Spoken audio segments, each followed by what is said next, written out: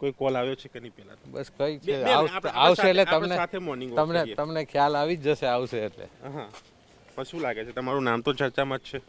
એ તો પાર્ટીનો નિર્ણય કરવાનો હોય છે. હા, પણ ખરેખર નથી આવ્યો કોલ. ના તો તમને ખ્યાલ આવી જાય ને. પાર્ટીનો વિશ્વાસ કેવો? પાર્ટીનો વિશ્વાસ તો ભારતીય જનતા પાર્ટીના કાર્યકરને હોય જ. એમાં પાર્ટીના વિશ્વાસ ઉપર તો પાર્ટી આખી ટકેલી છે, કાર્યકરોના વિશ્વાસ ઉપર તો.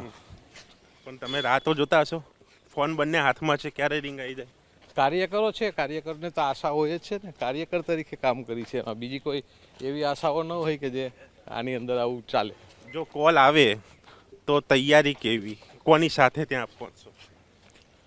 એ તો કાર્યકરો સાથે જ પહોંચવાનું હોય ને. કાર્યકરો પરિવાર જોઈએ. પણ અહીંયા જ. પરિવાર નથી આવ્યો હજી. અચ્છા, હજુ કાર્યકરો.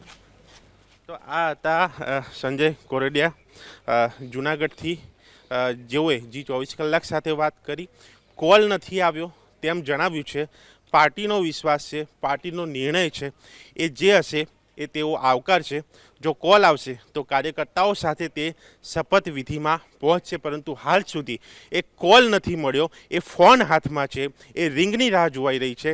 ન માત્ર આ એક સંજય કોરડિયા, પરંતુ જે લોકોના નામ ચર્ચાઈ રહ્યા છે એ તમામ લોકો ફોન સાથે લઈને જ બેઠા છે, જેથી કરીને રિંગ આવે એ હાઈકમાન્ડમાંથી વાત હોય કે ગમે ત્યાંથી એ તરત એ એક્શન મોડમાં આવી શકે, અને એ ખુશીની સ્મિત જે છે એ રિંગ આવતાની સાથે એમના મુખ પર પણ જોવા મળી શકે.